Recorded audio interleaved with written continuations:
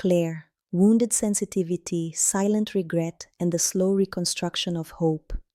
The testimony of the Spirit Claire, presented in the second part of Heaven and Hell, reveals a type of spiritual suffering marked by immature excessive sensitivity, emotional fragility, and silent regret. Her account shows that moral pain can arise less from great faults and more from the difficulty of transforming feelings into conscious and responsible choices. Claire manifests with enough lucidity to recognize her condition, but is deeply dejected.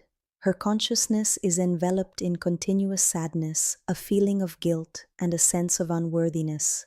In life, she allowed herself to be guided by intense emotions, emotional dependencies, and indecisions, without developing inner strength to guide her own existence.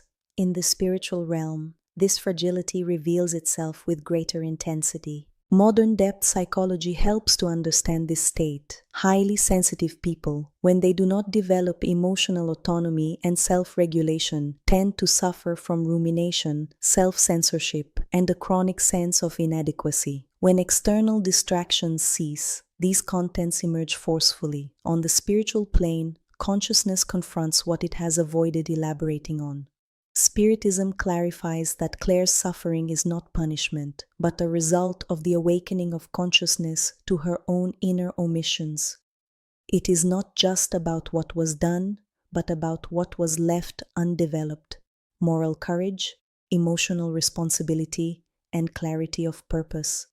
Consciousness suffers upon realizing that it could have lived with more direction and less submission to its own emotions. Modern science reinforces this reading by demonstrating that emotional maturity requires integration between sensitivity and responsibility. Emotion without direction generates suffering. Understood and directed emotion generates growth. On the spiritual plane, this integration becomes indispensable as consciousness begins to operate without the buffers of material life. Another striking point in Claire's testimony is the difficulty in embracing hope. She suffers, acknowledges limits, but still does not fully trust in the possibility of a new beginning. This state is common in the early stages of moral awakening, when consciousness recognizes failure before developing the confidence to change. Suffering here serves as a call for inner reorganization.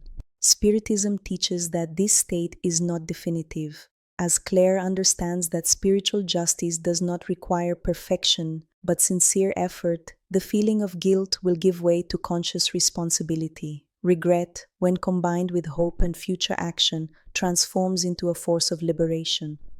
This testimony also invites us to reflect on the importance of emotionally maturing while still alive.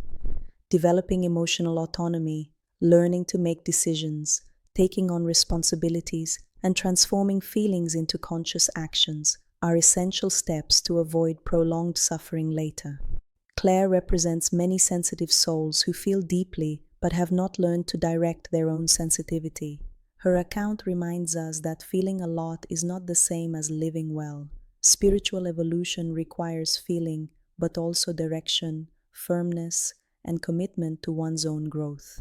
Reflecting on this testimony is an invitation to lucid self-compassion. Recognizing weaknesses without condemning oneself, learning to guide emotions, and taking responsibility for one's own life are fundamental steps toward inner liberation.